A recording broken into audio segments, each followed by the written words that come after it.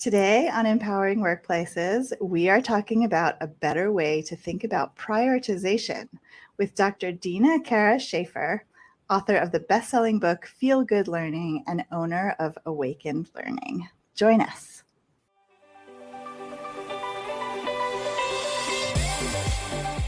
Welcome to Empowering Workplaces, a show for everyone who wants to make work better and more fulfilling. We are your hosts, culture designer Maddie Grant and organizational psychologist Sonia Lucina. Join us in today's awesome conversation.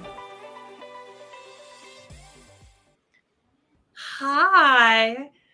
Hi, Dina. Thank you so much for joining us today. So just to kick us off, please tell us a little bit about your background, who you are, and prioritization, why this topic? Ooh, the starting place for me, before me, is actually both of you. Oh my goodness, my heartfelt thanks, Maddie, Sonia, to do this, to be in friend conversation already is such a gift. So thank you for having me on. Even the back prep chat is the most fun and joy. So I'm super excited to be here and to talk about this is the kind of stuff I maximum love. So I am a learning strategist vocationally, and all of the facets of the things that I do in the different forms, that's what I am. It's at the heart of all of it. So what that means, and I'm aware that those two words together are possibly the most boring words, but if we can offer many, many ways of learning, so that any learner, whether they're in the professional world or they are formerly a student, can have a little bit more ease, a little bit more spaciousness, a little less shame, a little more compassion, a little bit more success, however they define it, then it really changes what happens next. So I'm absolutely in love with learning strategies. And it's informed, sure, by learning science, cog sci, but I'm interested in how it gets enacted and how it gets picked up for parents, picked up for professionals, picked up by entire organizations. And so how I got to do that was I started out as a high school teacher, and I got into the high school classroom because I didn't get into law school. And I didn't get into law school because I think I had the brain for it, but not for the test that was the gatekeeper as to whether or not. And the reason I got into teachers college was because the sea of ones I applied to all said no, except for one that was based on a conversation. And then they saw in me something very earnest and heartfelt, a desire to try and swim and do something helpful, something in service. And I had held back from education and teaching because I'm not very extroverted. Like the performative piece really scared me. I was nervous about what grade 11s and grade 12s, what kind of sarcasm and energy would be in that space, but it taught me everything because I didn't care so much when I would be teaching English or philosophy about the history of that book. Maybe I should have cared more. But what I cared a lot about was how that human in front of me, how I could get them more access into this book as any book. How I could teach them to be in relationship with me as a teacher, as any teacher that they might encounter. And that was the start of it for me. And so then it just took different shapes. So I was a learning specialist on a university campus here in Toronto, where I'm located, exclusively for students with disabilities. I've been a director in a faculty, supporting staff teams doing that. And I am adjunct faculty, so I get to teach this for credit. And then I have my own business, Awaken Learning, where I try to do this work of academic resilience and coaching, both for students and parents. It's the stuff I love. Well, and you have a new book, which we should mention. Thank you. That's so kind. That book came about because that's my research. It's my doctorate. I love, love, love making a difference in how people learn. So whether it's procrastination or whether it's remembering stuff or whether it's reading stuff and it feels really super hard to focus and remember, I wrote that book and it took a couple of years, and I would hear from agents and publishers, oh, Dina, that's, oh my God, pandemic learning gaps, justice and learning, equitable learning. You're the right person to do this right topic at the right time, but you don't have enough Instagram followers. Oh, well, that was like a big gut punch, right? So I got off my bougie high horse and I published it myself. So when kind humans like you, Maddie, are like, there's a good book out there. Yes. So feel good learning on how to prioritize, focus, study, and learn everything better. And it's meant to be useful to learners of any age and stage and educators and parents for all the ways of learning. Neurodivergence, injury, international students, all welcome. And the cool pieces, all those agents and publishers who are like, no, you don't have a big enough profile, is I got a publishing contract for next September. So I'll be writing a second book, fingers and toes crossed, somehow between now and then. And it will be amazing well learners. So how to really speak to parents around filling in those pandemic learning gaps. Amazing. Amazing. Everybody go buy the book. So we are definitely going to dig way deep into this topic of prioritization and, obviously want to hear more about the specifics of how we're defining that, or maybe not defining that properly, right? But as always, before we do that, let's talk a little bit about our data points. Sonia. Yes, and they were so fascinating because as we shared in our prep chat, I love this topic and it's a huge area for me to learn. So Dina, when you were talking, I figured like we were just like, oh, I can't wait to just take it all in, all of the advice you have. So thank you so much for your passion in this area, and I'm guessing that there are many people out there who are feeling quite similar. So when we went out and we asked through our Question Pro platform, we asked about 300 people across the United States 2 questions. One was, do you struggle to prioritize? And 22% said yes, often. 41% said yes, sometimes. And then we saw a drop with 16% said not usually, 19% not at all, and only 2% saying not sure. So I felt really seen on this one because I thought I'm not alone. I have this struggle so often, and I feel like by now I have quite a bit of experience and maybe, enough education to know better. Yet it's something that I continue to find myself really, thinking about and struggling with. And then I'll read our other data point, and then Dina, I'd love your take on both of them. So the follow-up question to saying, hey, do you struggle? And with so many people saying yes, the next question was, well, did anyone ever teach you how to prioritize? And 48% of people said yes. 21% of people said they're self-taught. Nobody, necessarily taught them how to prioritize. 22% said no.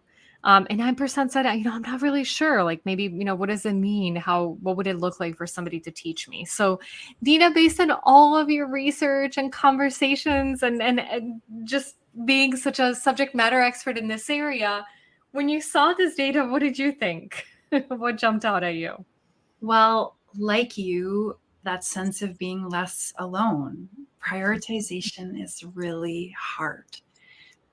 Prioritization is about what's important. And that seems like, oh, that's straightforward, but it's actually so messy and layered and can make us feel really bad or stuck. So 63% of the folks who were polled said yes to some extent, right? Either all the way or yeah, sometimes. It's hard. It's a struggle. Mm-hmm.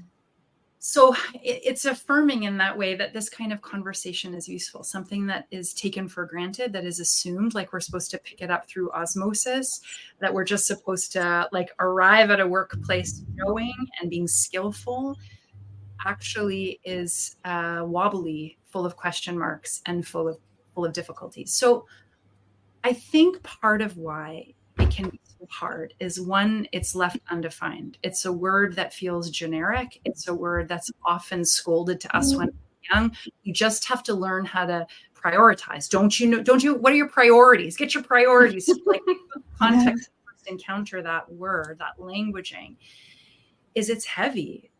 It's sharp, and it's not defined then from the get. So then we're just supposed to somehow pick it up, often by not doing it right. Yeah. Okay, so what does it mean? It means the ordering of things, right? How do we think about and approach the ordering of all the things we have to do? And what's architecture underneath that? What undergirds the plan of the day, the plan of the month? There are many systems, but the systems usually fall into two main camps. One of them has to do with urgency. Okay, so in this moment in time, does it feel familiar to anyone? Like, you do things in the order that it's due. You do it in order of when the deadline is. Like, how pressing is this thing? Then that trumps everything else. Okay, we'll hold that for a moment. Way that's often given to us of how to do that ordering, how to do that architecture is importance. Okay, that's not so simple. Important to whom? Important, can I do it first if it's important to me, even though it's not important to my workplace? Like, does it count? What counts as important? Whose importance are we talking about?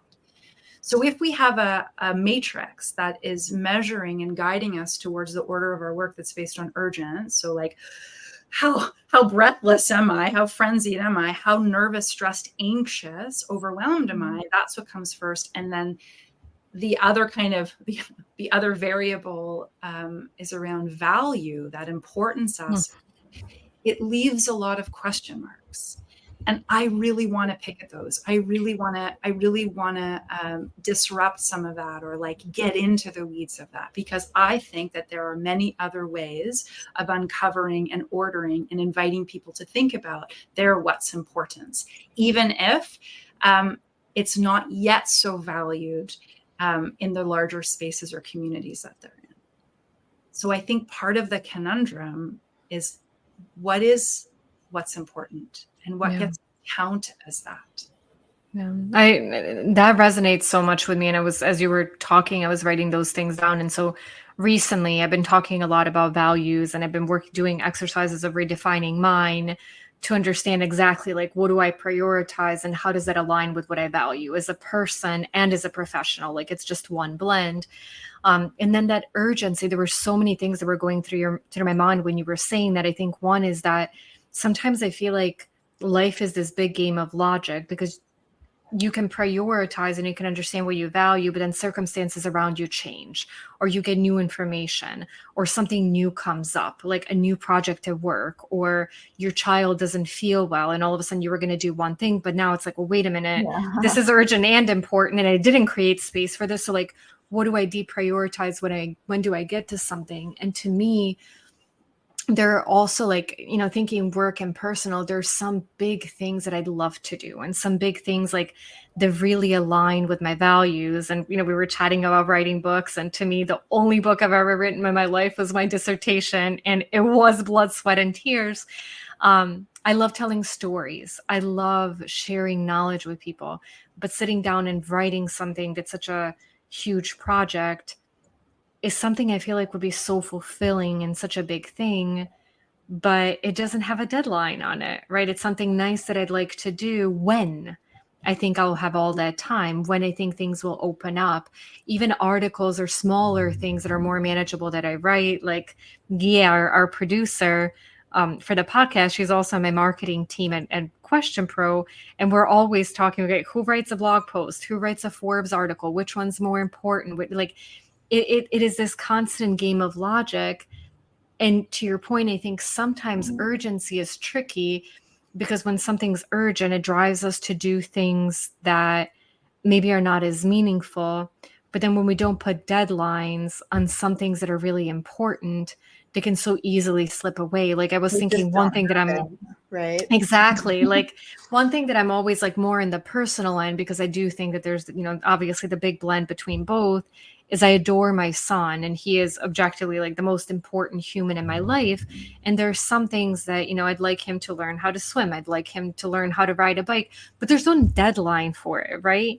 Like, I don't know, by this age, like, he really should, quote unquote, and who says that? And so I find myself oftentimes actually feeling guilty because I'm not spending some things on his development that I do think are important, but time kind of just slips by because you don't think, well, by the time Mateo is 6 years old, I want him to swim really well and I want him to ride a bike without like training. But like, I don't think like that. And so my prioritization, sometimes what it leaves me is like feeling a little bit unorganized and guilty. Like, how terrible. Maybe I should just put a due date on it. I don't know, Dina, help. What do you think? What are some of your tips in these areas? I love your question. I love your question because it's not the case that to reconsider or reapproach priorities means to ditch deadlines. You're so right. Having constraints, having any kind of, demarcation line, even if it's self-determined, helps energize what comes before. There's enough research out there about creativity, and it's not just like that open-ended when the muse strikes, when the muse like knocks on our door, like that's when the book gets written. I mean, that's why there's things like NaNoWriMo, National Novel Writing Month, right? If you were to write 2,000 words a day or 1,800 words a day, you'd have a novel length work by the end of November. I mean, there's so many ways to think about approaching work in smaller bits. So I guess my question, or what conversations around prioritization allow me to ask, is why can't those other things that are meaningful to you, like a child's swimming lessons, be integrated into each and every or some of your days? We think it's like, well, once I get through this, then, or after I finish this, then I can. But how many of us have to experience being in or nearing burnout, or existing in a state of overwhelm all the time, or going like, what I really want to do is fill in the blank. But it's not that we have to leave our current job or give up all the things, the minutiae of our days, the domestic, the professional obligations. Like, only once that's out of the way, then we get to write the book, or then we get to do swimming lessons with our kid. What would happen if we broadened or shifted our understanding of prioritization to allow chipping away at those things too, so that they're actually part of a normal day? No. Yeah. Sorry. Yeah.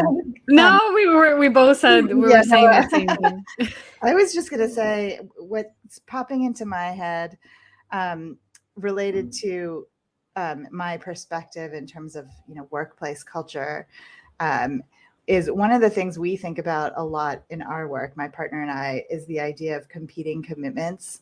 So you have cultural core values, for example, and they're really important, and they drive, if you're doing it well, they drive the activities, some activities in your company or organization.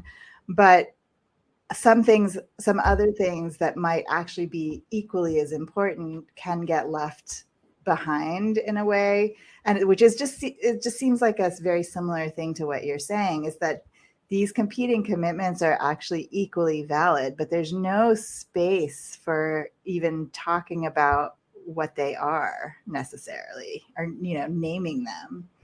Like, is that kind of part of the issue, do you think? I think so. And I also think it's time for a new model, like new model, new languaging.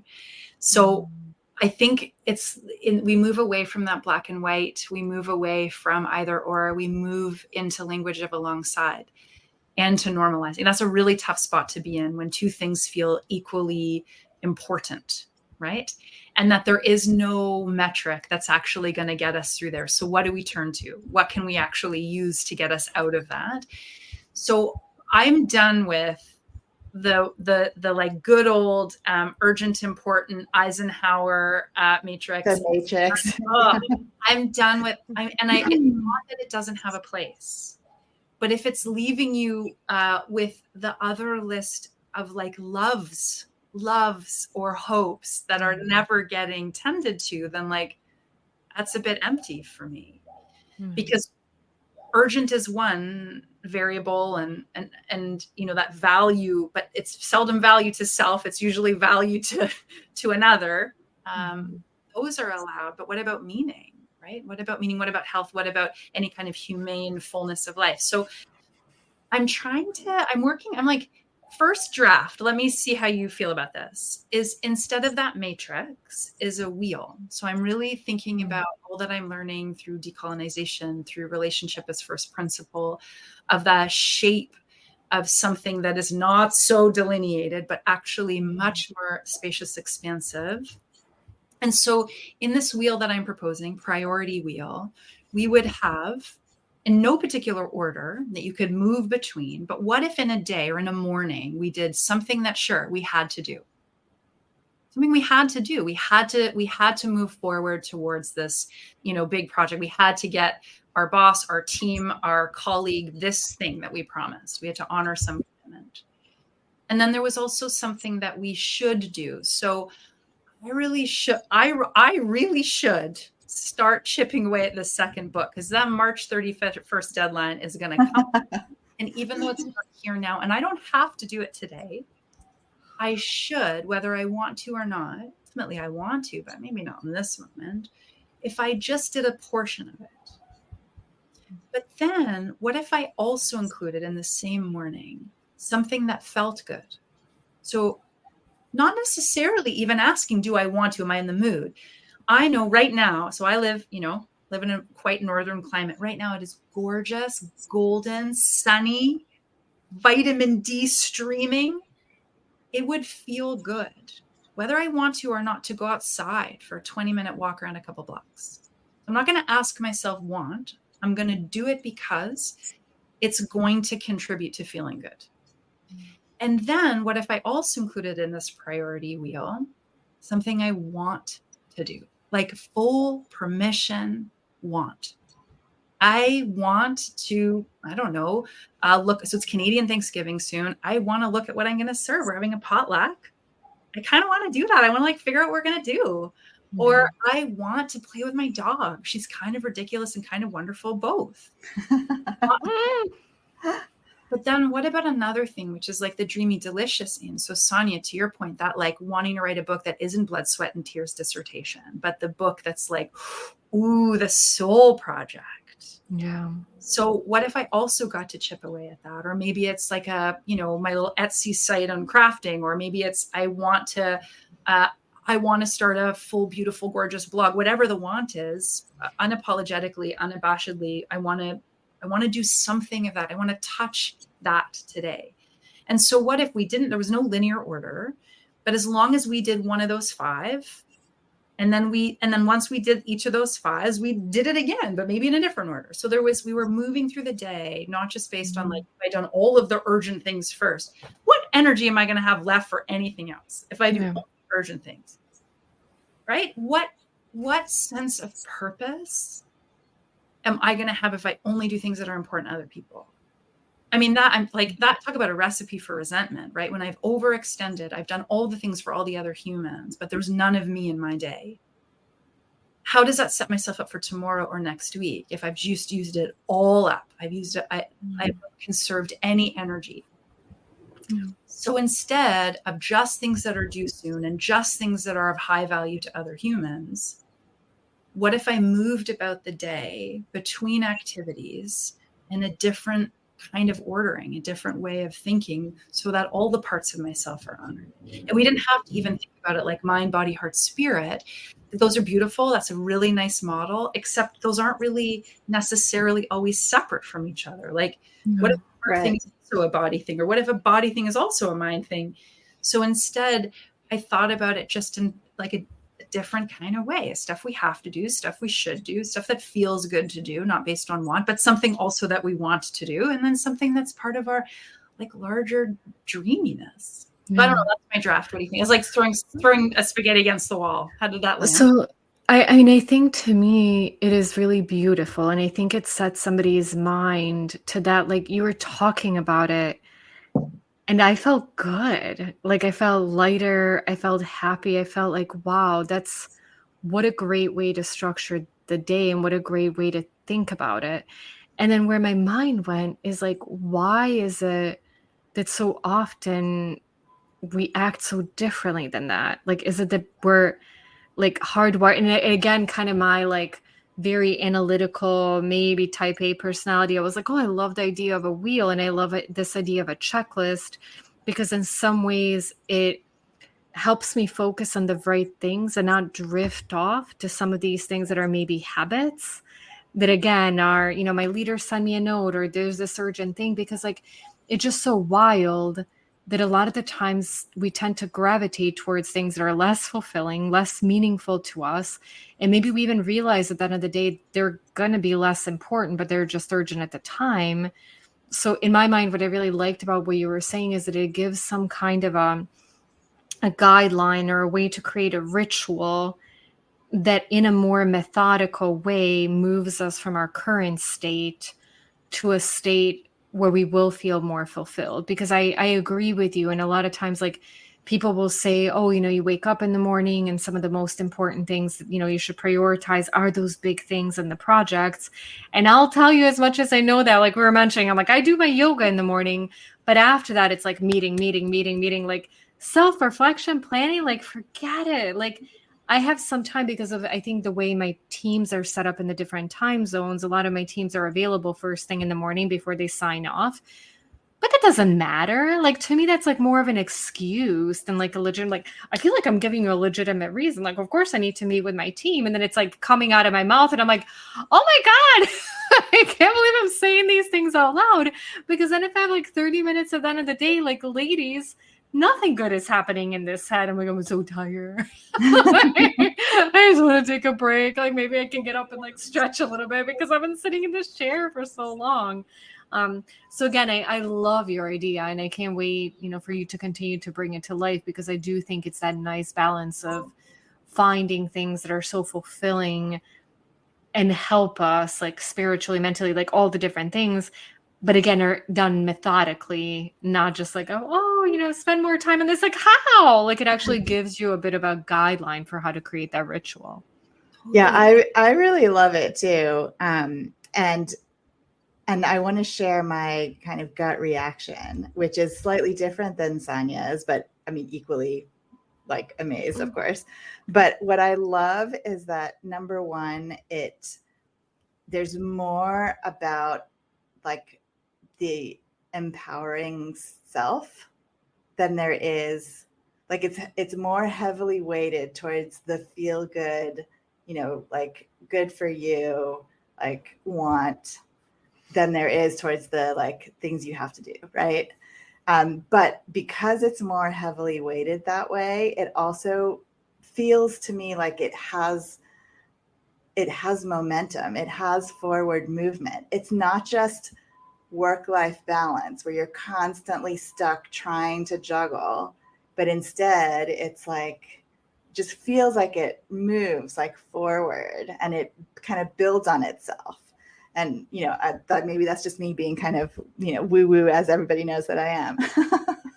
But I really love it. I really love it. I'm so glad. And if people don't, that's okay too. Tell me, because maybe there's like a second or third iteration. But I was aiming for something that was, to your point, nonlinear, but that would still offer enough infrastructure, like enough support so that people could be like, okay, but what do I do now? Because if I'm left to my own, like if it's just do what feels right, or like take care of yourself throughout the day, like, nope, I have more. Yeah, it's more too stuff big. So part of why it was born is that, people are often told, make to-do lists, right? Clear your head. It'll be less stressful. Okay, so now I've got a to-do list. I have a to-do list of 15 things, 50 things. Sonia has like 17 to-do lists. Right. So, I've got multiple to-do lists. Great. And so amazing. Like, let's see it. That's a lot of to-do lists. So here's the conundrum. How's that stuff coming out of our mind? It's coming out of our mind randomly when we're sparked by something. Oh yeah, I've got to do this. They're also basically given one line. So one item is on one line, but those items have different levels of complexity and time involvement and emotional labor. So they're not all equivalent. They might get the same line and it's like physical space on a piece of paper, but they're not equivalent. So then what do we do? Well, who doesn't love crossing off something from the list? So now I'm going to cross off all of the easier stuff. Awesome. Look how productive I am. But what's left? Make to-do list. Check. Yeah, right. Right.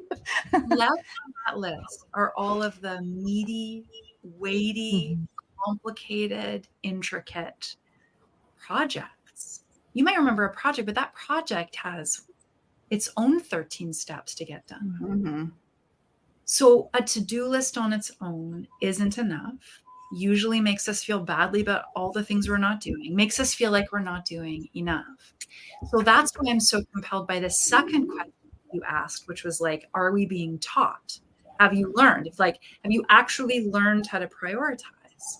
And there was a real interesting mishmash of answers. Like some people, sure, unequivocally, yes.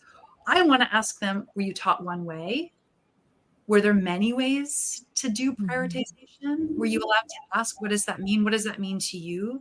Are you talking about, can I meet my deadlines at work? Like, what is it that's landing for a person in that question and that languaging? And how are they taught?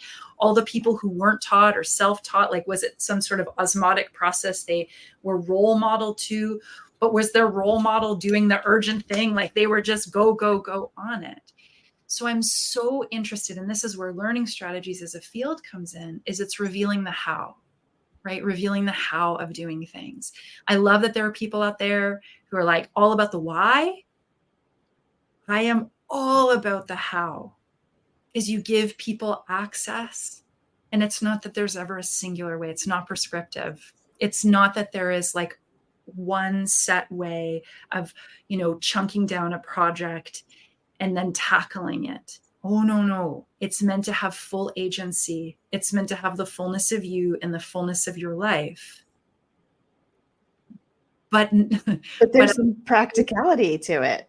And the connective tissue of like, can we talk strategies? Because when I got that question, when you shared with me the results, my hand goes up and goes, wait a minute. As a boss, as a founder of a company, I ask all the time questions that essentially are trying to plumb at, do you know how to prioritize?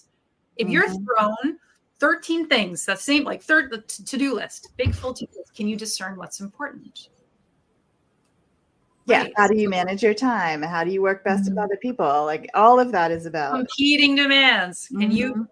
What do you do when you're juggling competing demands?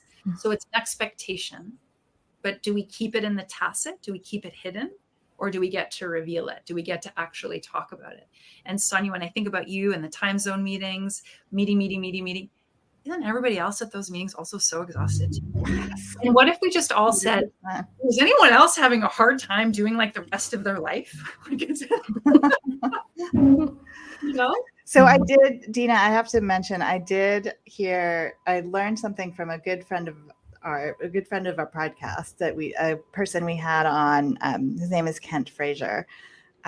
He shared with me this concept of dividing your to-do list into your soul dance and your survival dance, which I love. So it's basically what makes you feel good and happy, and then what you have to do for work to pay the bills, right? So that was a beautiful concept, but it still doesn't allow for the different weights of different things on this list, right? Yeah. Just like write a book versus send this email, like not the same thing. But, so this is what I really, really love about the wheel, is the idea that you can take it like a small chunk at a time and, just keep it rolling basically. And then when we look back, like in the sort of retrospective, reflective moment, if we dare have one, if we haven't already collapsed on the couch somewhere, if we give ourselves 20 seconds at the end of the day, we look back, we'll have done more than just the work thing. That's the gift, I think, is it's more than just what was important to other people. Yeah. And that it may not have been enough. It may not have been that we got to do enough exercise as we wanted to. We might not have tended to our family enough. I wonder if actually any of us will ever feel satisfied enough. But maybe this gets us a little closer to a touch point on all the things, all those what's importance in our day. Well, that is like an amazing way to wrap this up, because of course, as always, we've run out of time.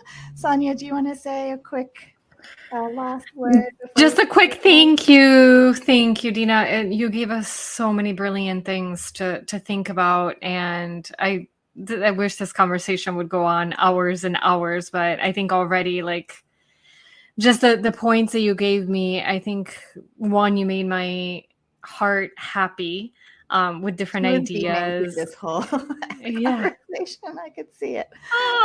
And just, I mean, these are the things that are just, I think, so important to people. And thank you for spending time with us and having this important conversation. And thank you for both the love for your work and also being grounded and being so practical in what you share. I think it's a beautiful balance that I think is both an art and a science. So thank you. Thank you for being you. Thank you for spending time with us today. That's all. That's my parting my parting words.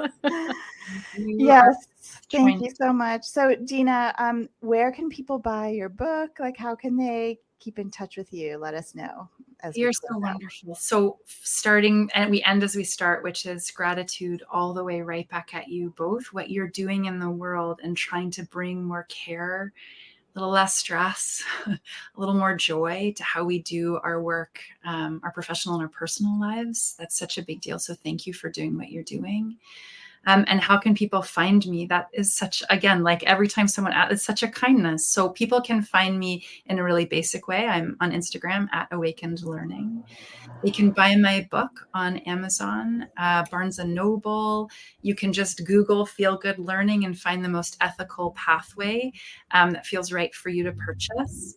And coaching. So me and my team try to do this work of transformative learning strategies like procrastination and prioritization, and that's at awakenlearning.ca. Thank you. Love it. Well, thank you again so much. And everybody go buy the book. Wonderful. Heartfelt. Thank you so much. In addition to being the Empowering Workplaces host, I'm also the president of Question Pro Workforce, and I wanted to tell you a bit more about it because it so brilliantly aligns with our concept of empowerment. At Question Pro Workforce, we help organizations across the world better connect with their employees. We do this through continuous listening survey technology, as well as sharing our deep knowledge and expertise to help our clients know what questions to ask to most deeply connect with their workforce and take impactful action on data and insights they collect. Learn how Question Pro Workforce can be a great partner on your path to creating a really outstanding employee listening strategy and a remarkable organizational culture at questionpro.com/workforce.